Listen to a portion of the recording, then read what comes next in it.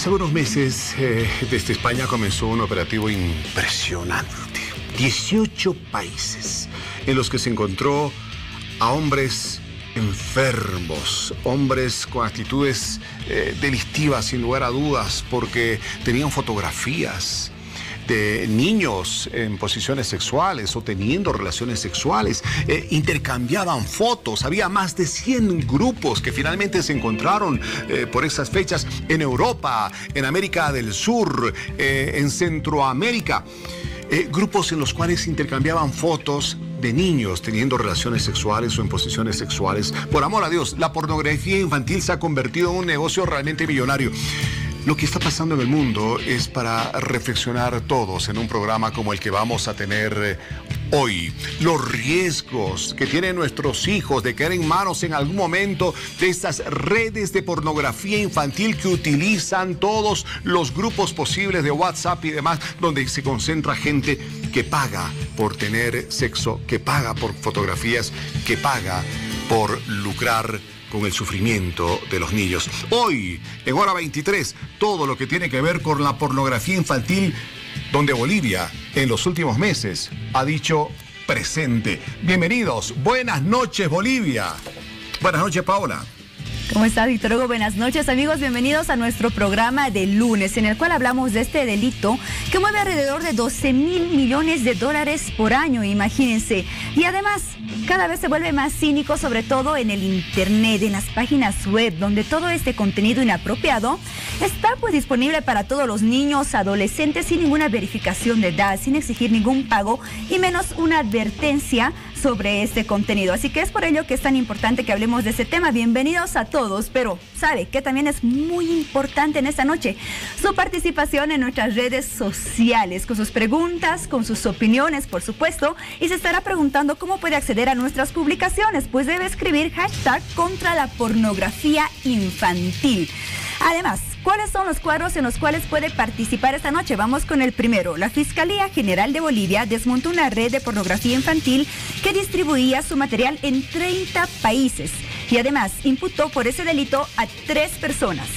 Vamos con el siguiente cuadro en el cual usted puede participar. 7 personas en Bolivia fueron detenidas en el marco de una operación mundial contra la distribución de pornografía infantil mediante redes sociales. Y el tercer cuadro para que usted participe en esta noche es el siguiente. En Trinidad arrestan a un hombre por pornografía y abuso.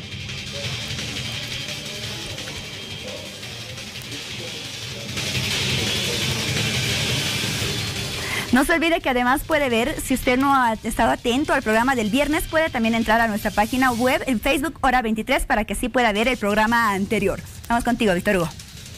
Sí, bueno, vamos a una nota. Entiendo que tienes preparada una nota que vamos a presentar ahora como introducción de lo que es precisamente el tema que tenemos esta noche, ¿sí?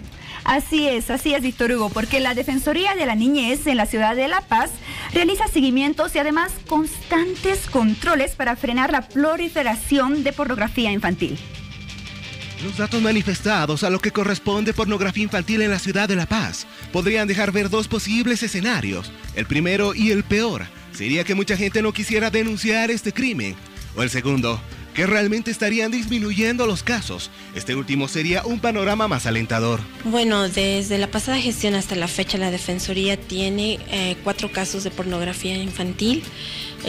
Evidentemente estos casos ya se encuentran con la denuncia y en muchos casos con la querella y algunos ya están detenidos con medidas preventivas en Chonchocoro. Si bien es cierto el tema de la privación de libertad en estos delitos es de 10 a 15 años. Cuando estamos hablando de menores de edad, estamos hablando de un agravante en 1/3 al tipo penal, ¿no? No debemos olvidar que gente que comete este tipo de ilícito utiliza varias formas para captar a sus víctimas. Uno de ellos, el internet a través de las redes sociales. Cuando existen estos delitos de pornografía en los medios sociales, la Defensoría de oficio inicia la actuación, ¿no? La denuncia. Ahora, no te olvides que todos estos tipos penales tienen una cabeza, un director funcional, que es el fiscal. Entonces es muy importante también el apoyo de la policía porque tiene que hacer un rastrillaje en ese sentido en las redes sociales. Por otro lado, los controles son de suma importancia, ya que a través de ello se podría frenar la venta y proliferación de este tipo de material de contenido ilícito. Tenemos varias instancias municipales que hacen el control por ejemplo, en los puestos donde venden videos, videojuegos, etcétera, en las calles en el municipio de La Paz. Y si es que se advirtiera un hecho de esta naturaleza, por supuesto la Defensoría actuaría también. Sin embargo, la prevención es una tarea que se estaría fortaleciendo en los últimos años, conjuntamente con la socialización para poder llegar a mucha gente. A ver, la Defensoría de la Niñez tiene varios canales de prevención de los delitos, ¿no? Primero está nuestra línea 156, que es una línea que funciona 365 días, de lunes a domingo, 24 horas, y ustedes pueden denunciar a la línea gratuita 156 cualquier hecho delictivo. Tenemos que proteger a nuestros niños y la mejor manera de hacerlo es estando correctamente informados, y es a lo que apunta precisamente el programa que tenemos esta noche en Hora 23, que ustedes, los padres de familia, los adolescentes que nos están viendo, porque es importante que lo vean todos, para que se den cuenta de la magnitud de este delito, que es un negocio realmente multimillonario en el mundo, la pornografía infantil. Queremos dar la bienvenida en este set de Hora 23 a nuestras invitadas esta noche. Paso a presentárselas de inmediato. Comienzo con la doctora Ninosca Durán, que ya está con nosotros, es directora general de la Niñez del Ministerio de Justicia y Transparencia. Doctora Durán, qué gusto tenerla en Hora 23. Buenas noches. Muchísimas gracias por la invitación. Estamos acá para poder difundir también las acciones que desde el Ministerio estamos realizando. Muy bien, y también está con nosotros la teniente Gaby Coca, que es jefe de la División de Trata y Tráfico de Personas de la Fuerza Especial de Lucha contra el Crimen. Teniente, qué gusto tenerla nuevamente en el programa. ¿Cómo está? Muy buenas noches a todos ustedes. Bueno, prestos acá para poder informar a la población y principalmente prevenir con este tema tan complejo como es la pornografía infantil. Bien, bienvenidas ambas. Gracias. Bueno, qué difícil, ¿eh? Cuando hablamos de pornografía infantil estamos hablando de un delito que hace vulnerables nada menos que a los que más respeto, más cariño, más amor, más protección merecen, como son los niños.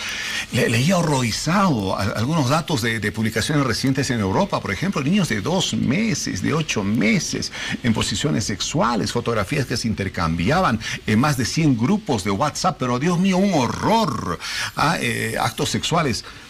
A ver, doctora Durán, desde el Ministerio de Justicia, ¿cuál es el diagnóstico que tienen sobre este asunto, la pornografía infantil en nuestro país? Bien.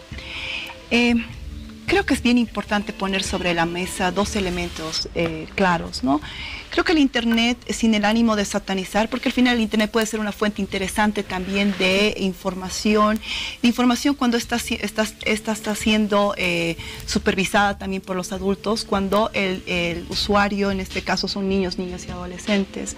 Desde el Ministerio de Justicia estamos trabajando medidas vinculadas a protocolos para la prevención y difusión de derechos. Creo que esto es bien importante. Creo que el contexto del Internet nos implica también elementos de anonimato que hacen que existen cifras ocultas también, cifras que no vamos a de repente poder conocerlas sino a través de la comisión de delitos cuando estos, por ejemplo, salen a la luz, como en el caso que tú mencionabas, ¿no?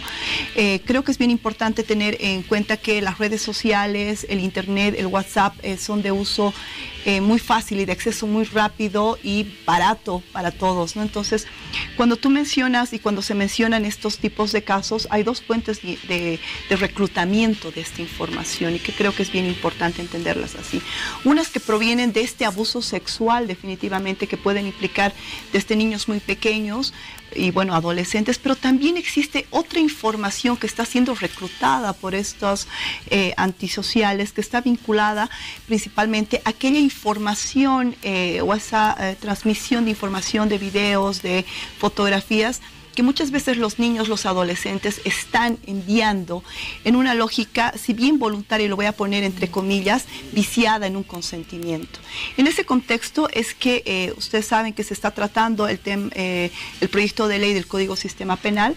Desde el Ministerio de Justicia nosotros hemos proyectado un nuevo tipo penal que está vinculado a esta segunda fuente de reclutamiento de información, que es el el acoso sexual cibernético, que tiene que ver con este famoso denominado grooming, que tiene que ver con esta posibilidad de captar información, videos o todo material que que implique la sexualización de niños y adolescentes, que muchas veces pueden estar vinculados a la transmisión, vuelvo a decir, entre comillas, voluntaria que ellos realizan.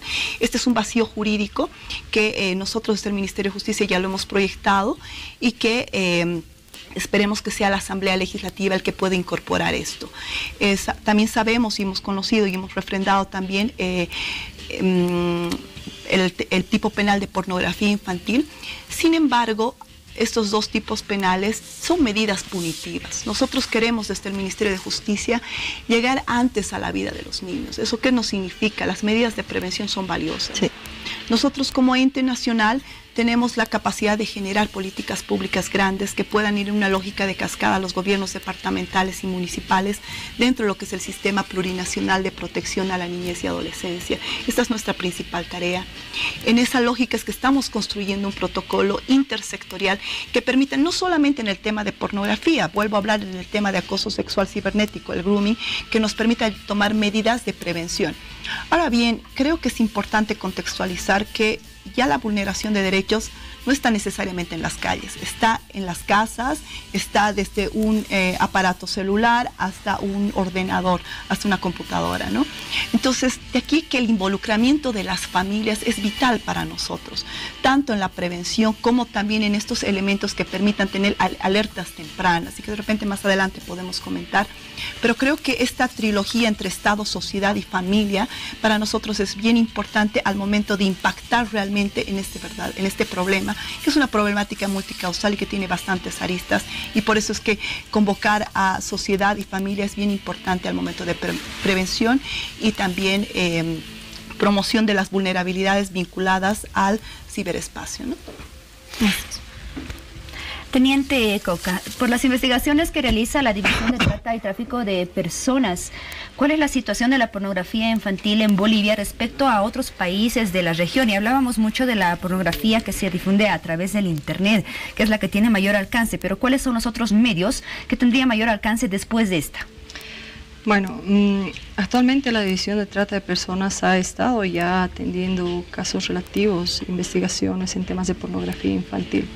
De hecho, en estos últimos días, estos últimos meses, de alguna manera se han incrementado estos casos por el uso de las redes sociales y el acceso libre que tienen nuestros niños y nuestros adolescentes al Internet. Esa es una problemática que se debe trabajar, como bien decía, desde los hogares para poder identificar estos casos.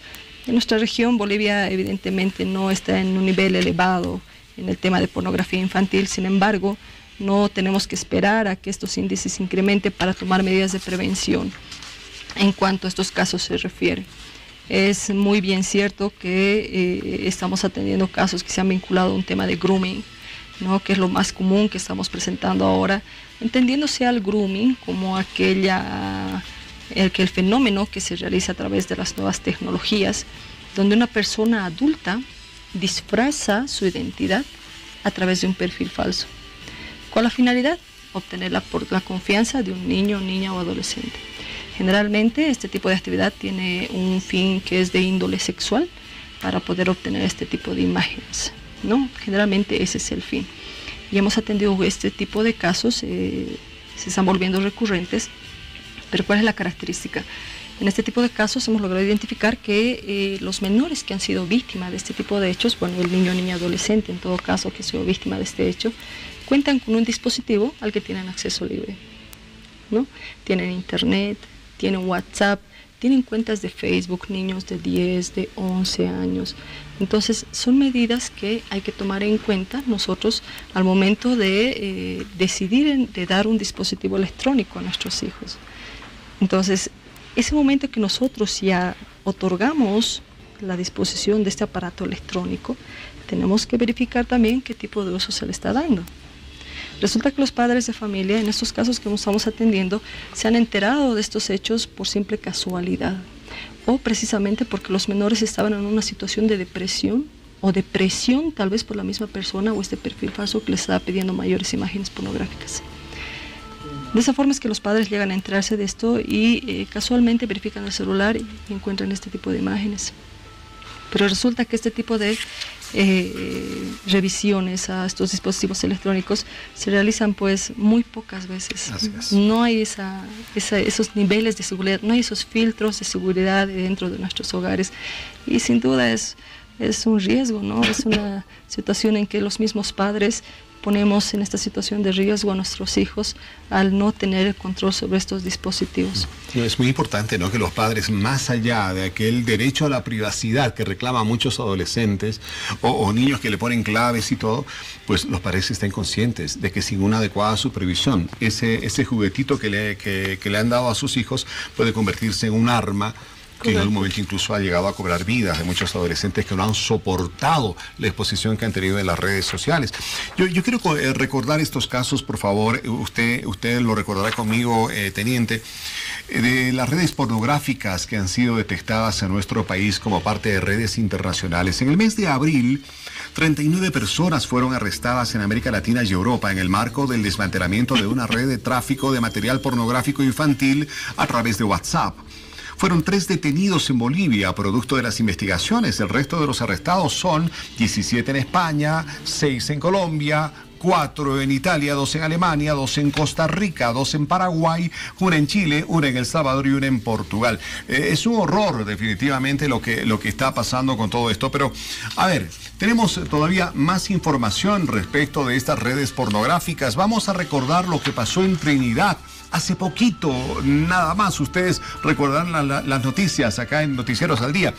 Este mes de julio se hizo un operativo en un internet clandestino de Trinidad, donde Andrés Jurado es detenido por el delito de pornografía infantil y abuso sexual a 2 niñas. En el lugar ingresaban niños de 6 y 7 años, donde visualizaban pornografía infantil mediante el anime. En el lugar se decomisó ropa interior y material pornográfico y erótico. El aprendido tiene 2 denuncias por abuso sexual. Vaya, teniente Coca, está ocurriendo en nuestro país y en esta proporción, ¿eh? Sí, de hecho sí es una realidad ya que no podemos ponernos indiferentes, ¿no? Si bien nosotros hemos tenido casos ya que y tenemos casos todavía que están activos, hay casos que se coordinan a nivel internacional, casos que se aperturan ya en nuestra división de trata de personas que se generan en nuestro mismo país. Considero y soy insistente en esto, las medidas de prevención son lo más importante ante este tipo de hechos. Si nosotros identificamos o tomamos responsabilidades sobre el uso de esos dispositivos electrónicos, vamos a evitar que nuestros hijos sean víctimas de estos delitos. Nuestros hijos, lamentablemente, estamos en una sociedad donde no hay cultura para el uso del Internet. No lo hay. Los padres de familia están dando un acceso libre a nuestros hijos al Internet. No están revisando qué tipo de páginas están visitando, con quiénes se están contactando. Si nosotros verificamos una cuenta de Facebook, fácilmente vamos a identificar que un niño o un adolescente tiene amistades a través de esta red social que ni siquiera conoce. Da información, suben fotografías que inclusive son adulteradas en cierto momento. Ustedes tienen conocimiento, ese conocimiento público. Hemos tenido un caso de trolling también, justamente al subir este tipo de imágenes que son innecesarias en estas cuentas y en estas redes sociales, y que evidentemente hay gente que se encarga de realizar este trabajo, manipulan esta información, alteran estas imágenes y lo vinculan a un hecho de pornografía. Obviamente se causa ese repudio social. Eso es lo que se consigue con el trolling, ¿no? Eso es lo que un troll busca en la sociedad, ese repudio, esa discusión, ese rechazo por parte de la sociedad, generar esa situación. Pero es determinante que nosotros también seamos responsables que utilizamos una red social y principalmente tomamos en cuenta las medidas de seguridad, inclusive cuando ingresamos a nuestras cuentas, ¿no? Así es. Sí. Doctora Durán, hace un momento usted mencionaba acerca de la importancia de conocer aquellas alertas tempranas que están vinculadas con los casos de pornografía infantil. ¿Cuáles son esas alertas? ¿Cómo podemos reconocerlas? Creo que ya se ha mencionado en esta mesa, pero creo que es bien importante que la familia se involucre en la vida de los niños, ¿no? De los adolescentes. Creo que de alguna medida la privacidad el derecho a la privacidad definitivamente es inferior en relación al derecho a la protección que tienen. Y qué mejor que los padres que pueden ser veedores de las garantías y de la protección inmediata, ¿no? El involucrarse, el entender que si hay un dispositivo de libre acceso, hay que regularlo en horarios, en el uso. Esto es bien importante. Yo creo que hay otro elemento, pero sin embargo no se ha tratado, pero me gustaría ponerlo a discusión, o bueno, ponerlo en la mesa, que está vinculado principalmente a la propia información o fotografía que ponen los padres de sus hijos. De pronto los mismos padres empiezan a poner fotos sin ningún tipo de acceso a privacidad, empiezan a generar una fuerte información de sus propios hijos, y esto puede generar genera una información que ya es parte de uso público, porque a partir de que está colgada en una red ya es de uso público, deja de ser privada. Entonces yo creo que los padres también tienen que tomar bastante precaución en esto, que al momento de difundir información, nombres, el colegio de sus hijos, están dando una información que no se sabe quién la está recibiendo y para qué fines. Entonces creo que las alertas pueden ser, sí, tener un acompañamiento a los hijos en relación al uso, al tiempo, ver en qué medida están utilizando esto de una manera efectiva y cuidadosa, pero también tener cuidado al momento de colgar también información que está vinculada a la información y a la imagen de los niños. Yo de alguna manera creo que el código lo dice, el derecho a la imagen, que a veces los padres en un uso que no quisiera entender que es un tema vulneratorio en una primera, pero de repente sin conocer las consecuencias están poniendo la imagen de sus hijos, ¿no? Entonces de repente están generando condiciones de vulnerabilidad y de un uso inadecuado de estas imágenes. Doctora, algo en lo que hemos insistido siempre en este programa. Yo tengo hijos, seguramente ustedes lo propio, o por lo menos hay proyectos de tenerlo, como el caso de Paulita, ¿no? Claro, el tema es que cuando ya tenemos los hijos, y nuestra preocupación como padres, evidentemente apunta a sobreprotegerlos de toda manera posible, pero no ocurre lo mismo quizá en las escuelas, donde hay algunos vacíos. Las tecnologías de la información y comunicación son hoy en día fundamentales, ¿no? Las tenemos prácticamente en el bolsillo todos los días, pero hay una falla en el sistema educativo de nuestros países, sobre todo en Sudamérica, donde no existen especialistas en tecnologías de la información y comunicación que desde pequeñitos les estén instruyendo a los niños la manera correcta de usar estos equipos, cómo usar el Internet, cómo sacarles provecho y no hacerse daño. Está como parte de las políticas que está planteando el Ministerio de Justicia, quizá alguna coordinación interinstitucional, qué sé yo, para ver de que los niños reciban una adecuada información en las escuelas, pero desde pequeños, que es cuando más vulnerables son. Justamente revisando para hacer un diagnóstico situacional y revisando algunos elementos, vemos que el Instituto Interamericano del Niño, que es el organismo especializado de la OEA, ya el 2012, estamos hablando ya de 5 años atrás, señalaba que en Bolivia se consume pornografía. Entonces, cuando ya hay consumo, es mucho más fácil que puedan existir las vías, los mecanismos para lograr producir también material, ¿no es cierto? Entonces, son alertas que nos han empezado a dar.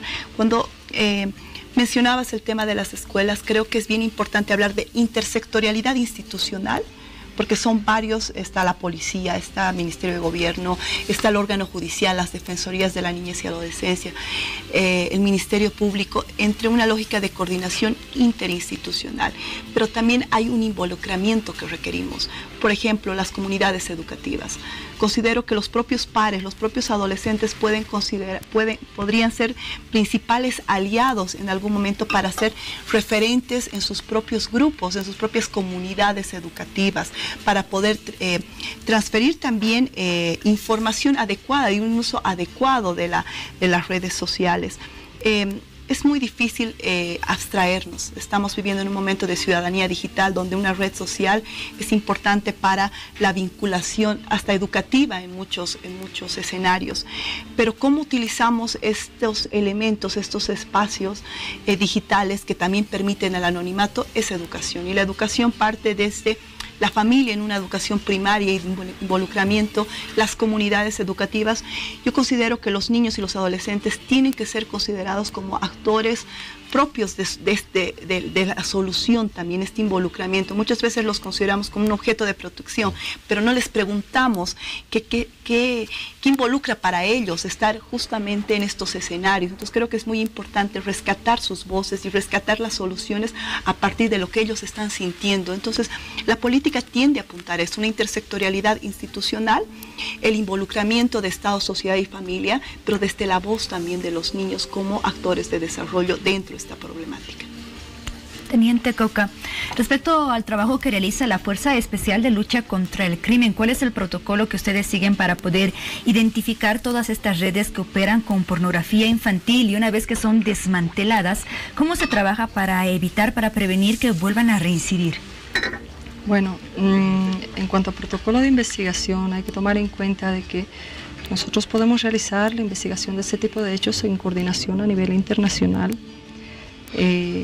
Recibimos denuncias, podemos realizar las investigaciones de oficio, pero una labor bastante importante y que nos ha dado resultados más bien bastante óptimos en el tema de investigación e identificación de casos vinculados a trata de personas y delitos conexos, en este caso de pornografía, es el patrullaje cibernético.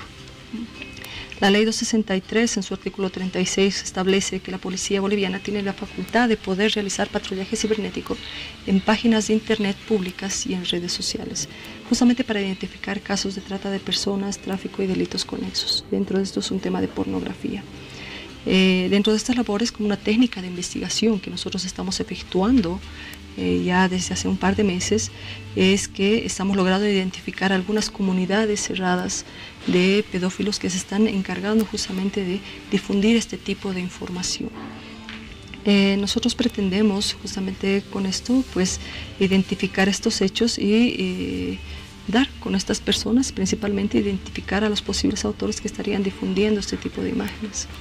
Eso es un elemento bastante importante del patrullaje cibernético. Estamos con personal que esté especializado en el área para poder hacer este tipo de trabajos utilizando estas técnicas de investigación y precisamente identificar este tipo de hechos vinculados a un tema de pornografía infantil.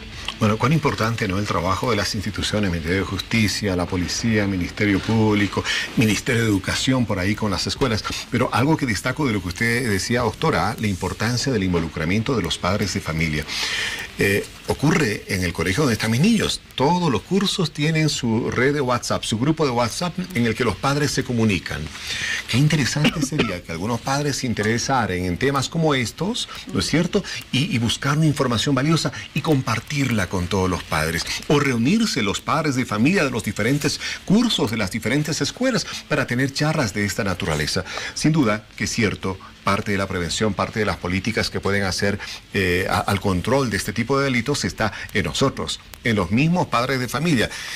Bueno, y esperemos que en adelante todo fructifique para bien, doctora, con el trabajo que se está realizando. Vamos a cerrar ya este bloque y vamos a despedir a la doctora Dinosca Durán, que es directora general de la niñez del Ministerio de Justicia y Transparencia. Gracias por contarnos, doctora, estos proyectos y estaremos pronto viendo cómo nos va. Claro que sí, muchísimas gracias a ustedes por la cobertura. Muchas gracias.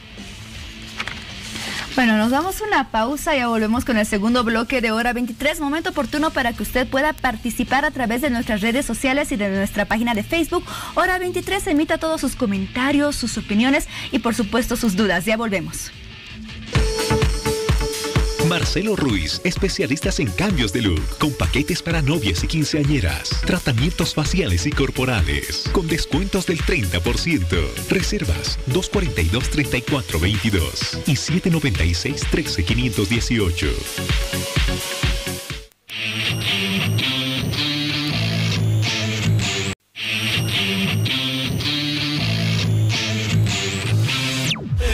Mega Fashion Manía con la nueva colección invierno 2017. Por este mes contamos con descuentos especiales. No te pierdas esta oportunidad. Estamos ubicados en el Shopping Norte, tercer nivel, zona central. Bueno, a ver, estamos hablando de la pornografía y hemos estado dando datos de cómo está la pornografía en Sudamérica, cómo está la pornografía infantil en Bolivia. Vamos a estos datos a nivel mundial. ¿Cuáles son los países donde se registran mayores casos de pornografía infantil? Estados Unidos, con un 60% de la pornografía en Internet, se convierte en el país con más contenido sexual gracias a sus 428 millones de páginas web dedicadas a ellos. ¿Se imaginan? 428 millones de páginas web pornográficas solo en Estados Unidos. Holanda, con un 26% de la pornografía en la red y 187 millones de páginas. Tampoco es de extrañar este dato viniendo del país más liberal de Europa. El tercer, cuarto y quinto puesto lo ocupan otros países europeos como Reino Unido, Alemania y Francia. Ya se consume bastante pornografía infantil, se paga bastante, pero obviamente muchas de las víctimas están en Sudamérica, en Centroamérica y en otras regiones del mundo.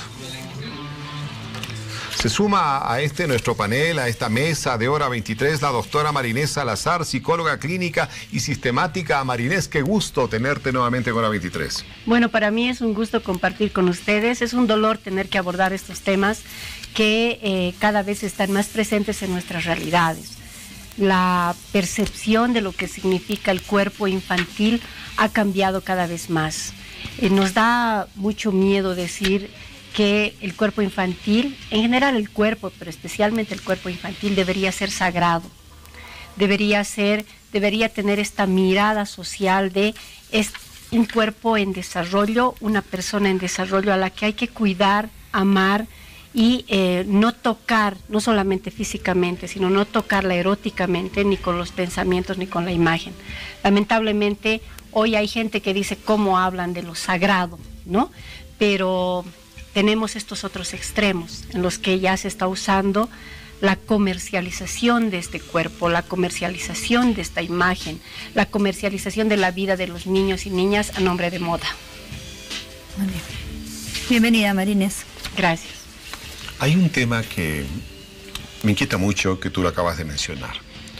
Esto de la pornografía, este uso de los cuerpecitos, de la vida de los niños está creciendo.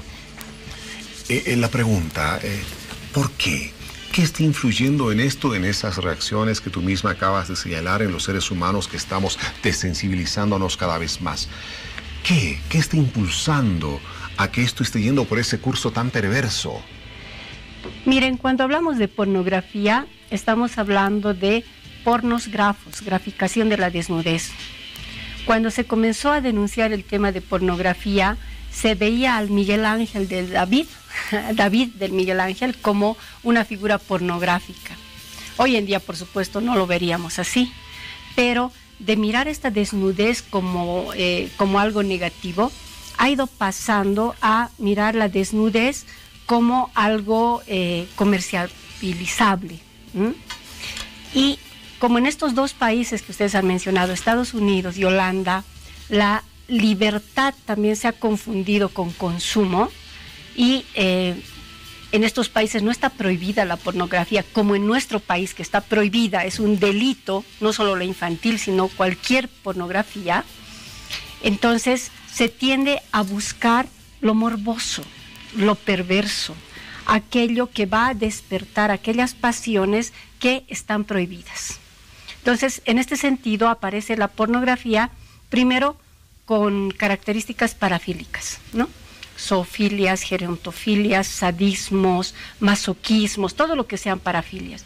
Y en medio de ello aparece la pedofilia, este deseo por el cuerpo no tocado, por el cuerpo que además lleva estas características de virginal. Este intento de hacer uso de estos cuerpos va a ir siendo aceptado socialmente, ya no por la desnudez, sino por la erotización de estos cuerpos. Y ahí tenemos a niños, niñas, que inicialmente son retratados, por ejemplo, a nivel mundial en estos concursos de belleza, con estas tomas que son altamente eróticas.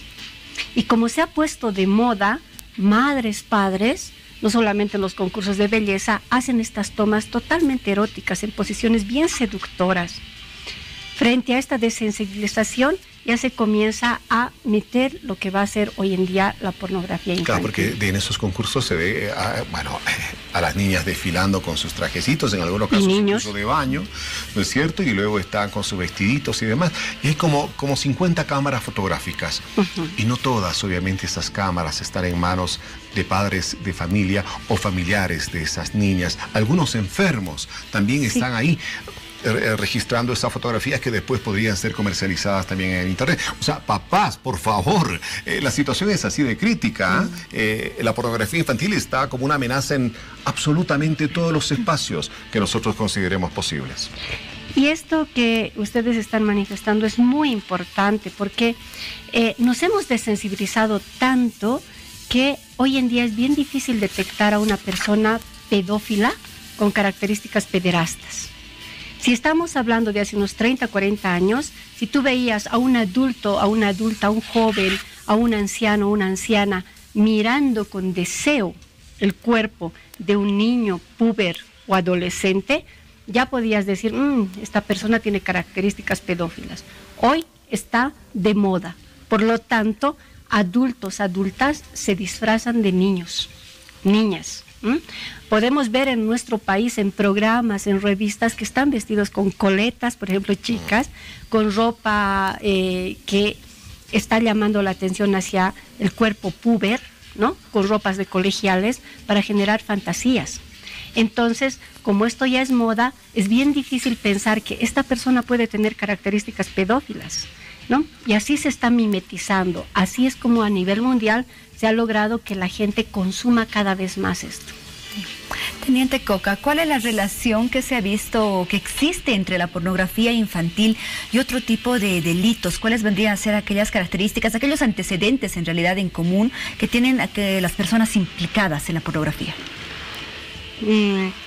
Bueno, de las investigaciones que hemos estado realizando, nosotros hemos aperturado casos en un tema de pornografía que podría estar vinculado a un tema de trata de personas, tal vez por un tema de explotación sexual. Podría estar. No hemos tenido un caso de esas características. Creo que no, si bien estamos hablando de ciertos extremos, no hemos tenido un caso de pornografía que esté vinculado a este tipo de hechos. Hemos aperturado casos únicamente por el tema de pornografía cuando se ha identificado ya este tipo de imágenes con contenido sexual, ¿no? Pero un poquitito siguiendo la línea de lo que decía la doctora, en el tema de la difusión de este tipo de imágenes hay que tomar en cuenta también que estamos frente a un fenómeno que es bastante común ya en nuestro medio, que se conoce como el sexting, ¿no? Cuando aquellos adolescentes, aquellas muchachas, muchachos adolescentes, se toman ellos mismos imágenes con ese contenido erótico, ese contenido sexual, ¿no? Entonces, esto los hace pasibles también a que ellos puedan ser víctimas del tipo como nosotros, ese fenómeno como conocemos el tipo de sextorsión.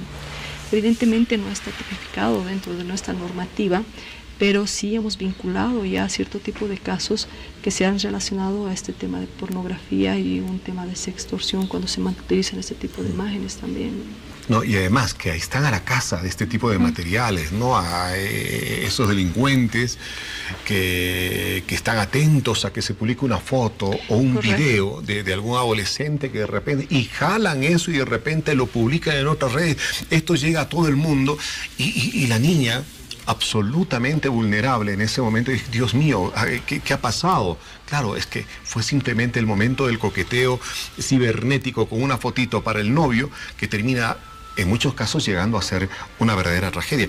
Quiero que nos vayamos a México un ratito, por favor. Vamos a hablarles de algunos datos que hacen a la pornografía infantil en México, porque en lo que va del año se han detectado más de 12.300 cuentas de internet que desde México distribuyen fotos y videos que exhiben a niños explotados sexualmente. Esta cifra coloca a México en el primer lugar mundial en difusión de pornografía infantil. Miren ustedes, México.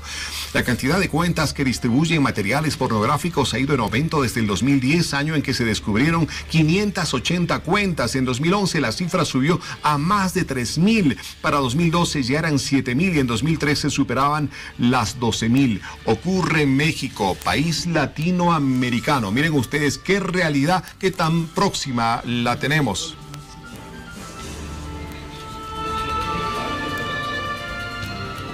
Vaya, qué difícil, qué difícil. ¿Cómo los padres podemos prevenir que esto no afecte a nuestros niños? Bueno, en primera instancia es muy importante que reconozcamos que los seres humanos vivimos nuestra sexualidad desde que somos concebidos hasta que morimos.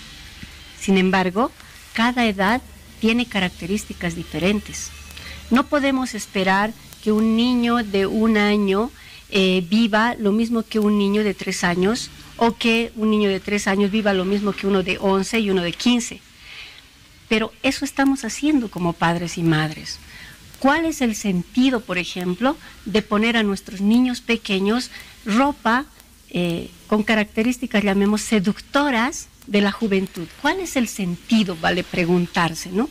No queremos llegar a estos extremos como es la pornografía infantil, esta muestra de los cuerpos y genitales, pero estamos jugando permanentemente con el erotismo adulto y lo estamos poniendo en edades cada vez más cortas. Entonces, como padres y madres deberíamos preguntarnos, ¿por qué yo quiero poner a un concurso de belleza infantil a mi hijo o a mi hija cuando ellos son bellos, no necesitan concursar? Deberíamos preguntarnos, ¿esta foto que le estoy poniendo o que le estoy sacando no le arriesga? ¿Por qué yo quiero arriesgar? ¿Para qué? Deberíamos preguntarnos, ¿la programación de televisión, de radio o lo que está apareciendo en las redes es bueno para mi hijo, para mi hija? ¿Por qué los jóvenes, adolescentes, digamos, de 12, 13, quieren sacarse fotos mandando estos besos, así con boca de pato, que se dice, ¿no es cierto? ¿Por qué están queriendo mostrar sus cuerpos? ¿Qué están queriendo imitar? ¿No es lo que cotidianamente estamos viendo? Entonces, temas como la pornografía, temas como los abusos sexuales, las violaciones, son síntoma de todo esto que estamos jugando, con lo cual estamos sintiendo que es moda.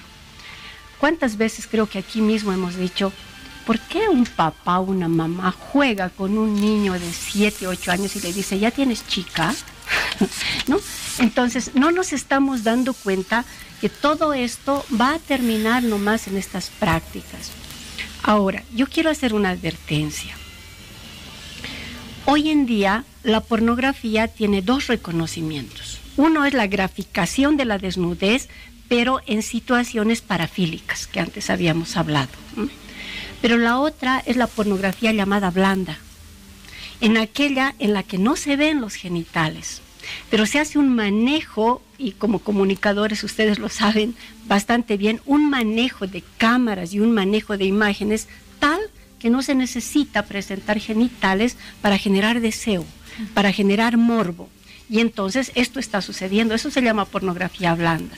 Y estas personas que sí son perversas, te podrían decir, pero aquí tú no estás viendo ninguna desnudez, ¿no? Aquí tú no estás viendo genitales, ¿de qué pornografía hablas? Sin embargo, esto es lo que nos está permeando y lastimando tanto. Por lo tanto, como ya la desnudez no nos mueve, vamos a buscar las aberraciones más grandes y ahí llegamos a este toque de niños, niñas, sadismos y toda esta mezcla que estamos viendo. Algo que genera que exista mayor pornografía infantil, doctora, es justamente las personas que consumen ese tipo de delito, los usuarios. Ellos también se ven dañados por consumir la pornografía infantil. Puede generar impactos negativos también en ellos, no solamente en los niños que son víctimas. Sí, por supuesto. Aquí nuestra compañera Gaby nos va a decir, ¿no? La mayor parte de los depredadores sexuales son consumidores de pornografía, de cualquier tipo de pornografía, no solamente de pornografía infantil. Entonces, esto te desensibiliza tanto que ya nada te genera excitación. Por lo tanto, necesitas hacer algo que eleve a tal nivel tu adrenalina como el pensar en matar, como el pensar en depredar. Entonces, también una pregunta.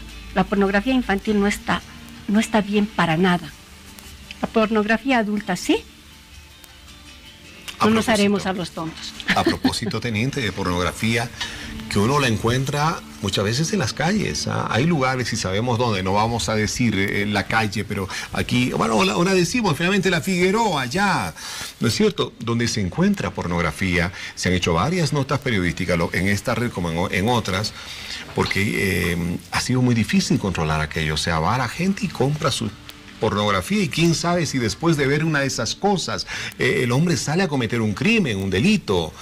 ¿Cómo está ese trabajo de control de la pornografía que se vende en las calles? Bueno, hay que tomar en cuenta lo que establece el artículo 323 de la Ley 263. Este artículo establece de que cualquier material con contenido pornográfico, ¿no?, sin el consentimiento de la persona, con la finalidad de videograbar, fotografiar, difundir, comercializar, almacenar, ya constituye un delito como tal. Tiene una pena de 10 a 15 años. En el marco de eso, y en el marco también del artículo 36 de la Ley 263, es que nosotros realizamos operativos constantes para el control, la verificación de este tipo de materiales con contenido pornográfico. Mucho más si es pornográfico infantil, que generalmente ese tipo de material se lo oculta. Entonces hay que hacer una revisión, un intercambio tal vez para poder identificar, ¿no? Entonces ya constituye un hecho como tal, y nosotros sí hemos realizado operativos de control en lugares donde se expenden o tenemos conocimiento que se expende y se comercializa este tipo de material. Al conocimiento nosotros podemos iniciar las investigaciones de oficio para poder identificar principalmente estas personas que estarían comercializando este material y verificar cuál es el origen, de dónde se ha obtenido todo este material, y nosotros poder vincularlo tal vez a casos o comunidades que estarían vinculadas a un tema de consumo de pornografía. Actualmente hay personas detenidas de esas que venden pornografía en las calles. Hemos tenido actualmente, me parece que ya el caso ha concluido, bueno, los casos que hemos aperturado, pero sí se realizan esos operativos de control y se han identificado. Hay lugares que son conocidos en nuestra ciudad, ¿no?, donde se comercializan en el Alto, en el centro de la ciudad de La Paz, y evidentemente al conocimiento nosotros realizamos estos operativos de control en coordinación también con la Defensoría para poder justamente identificar este comercio de contenido pornográfico. Doctora Merines, hemos hablado de aquellos efectos, aquellos impactos negativos de la pornografía infantil en los consumidores y también en los niños que son las víctimas. Pero ¿qué ocurre con los administradores de esas páginas de internet, con los abusadores de estos niños? ¿Estos son delincuentes que por ello extorsionan a los niños para lucrar con su inocencia, con su intimidad, o son personas que de cierta manera están enfermas? Bueno, a ver, para querer consumir el cuerpo de un niño o de una niña, tienes que ya haber desarrollado ciertos tipos de trastorno, ¿no? Porque para tener atracción erótica por alguien, tendrías tú que tener una atracción erótica por tu par, o lo que socialmente está aceptado, que seas mayor de edad. Cuando ya sientes atracción erótica por el cuerpo de un niño, niña o puber, tienes algún tipo de trastorno. Probablemente puedes estar llevando adelante una cadena en la que hayas sido tú sujeto de ese tipo de abuso o de consumo de tu cuerpo. Pero probablemente no, probablemente estés llevando la instigación social para ese consumo. Y esto es lo preocupante, porque a nivel social, repito, estamos jugando mucho con el erotismo infantil, ¿no? El trastorno llamado parafilia puede aparecer en muchas personas. Sienten atracción erótica por el cuerpo de un niño, niña o puber. Pero cuando este trastorno pasa a tratar de perpetrar este deseo en el cuerpo de alguien, ahí tenemos pederastias. Pero vale la pena decir que los niveles de abuso sexual que hoy en día tenemos en nuestro país, por ejemplo, no están tanto perpetrados por pederastas, sino por gente que ya se ha desensibilizado y que forma parte de la misma casa. Entonces, cuando a nosotros, a los psicólogos, nos dicen, dame un perfil de quién podría violar a un niño o una niña, les decimos, lamentablemente, cualquier persona que se haya desensibilizado sobre el erotismo infantil, cualquier persona que consuma pornografía, cualquier persona que haya perdido los afectos dentro de la familia y encima consuma bebidas alcohólicas, puede ser un potencial abusador, quien por ahí no es pederasta, por ahí no es pedófilo, pero ha terminado desahogando, digamos, su deseo en el cuerpo de un niño o niña. Doctora Marínez, tenemos una pregunta que llega a través de nuestras redes sociales.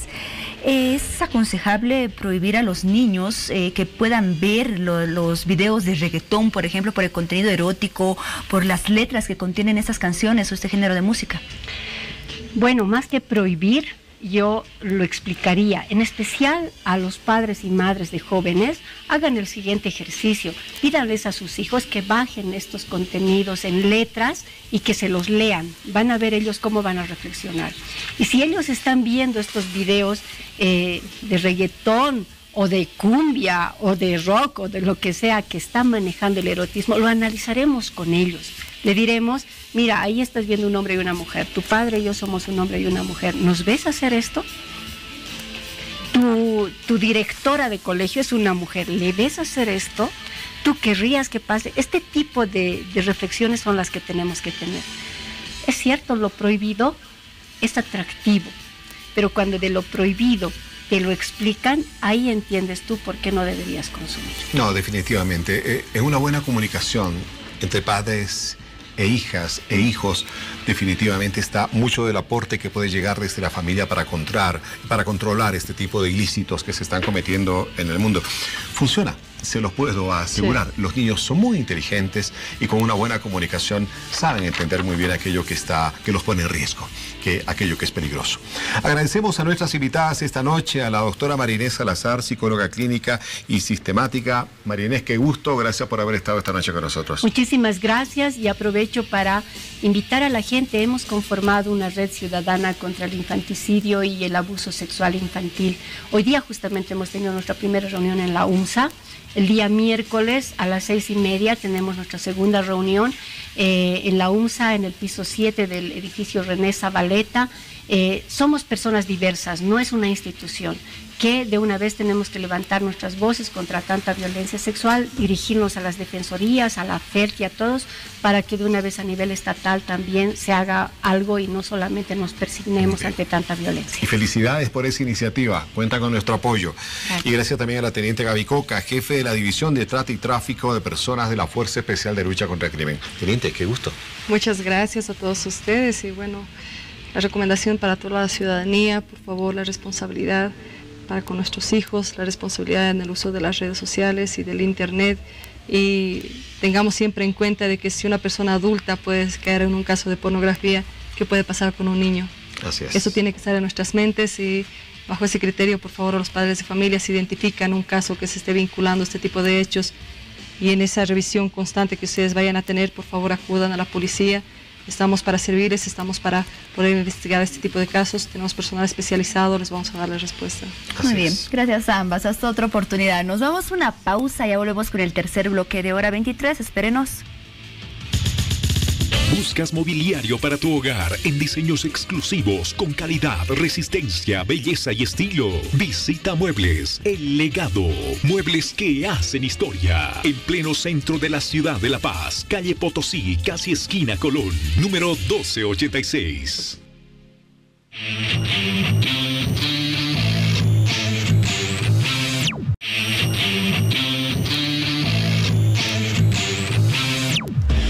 Bueno, hablábamos de la importancia de la buena comunicación entre padres e hijos para evitar que caigan víctimas de estas redes de pornografía infantil que pueden utilizar sus fotos de cualquier manera como les place, como les da la gana.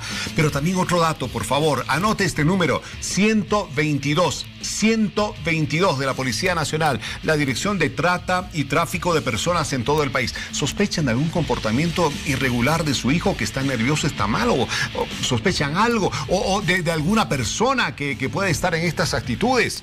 Denuncien 122, pidan consejos a la policía sobre cómo pueden actuar para resolver el problema. Y para quienes recién llegaron a casita y se perdieron el programa de esta noche, no se olvide que puede visitar nuestro sitio oficial ya en este momento. Tome nota porque es el siguiente: revoluvision.tv.bo/programa/hora-23. Ahí usted podrá tener todo lo que se conversó en esta noche y las recomendaciones de nuestros invitados respecto a la pornografía infantil. Bueno, nos vamos, Paola. Nos vamos. Fuerte abrazo, Bolivia. Chao. Adiós, familias bolivianas. Buen inicio de semana.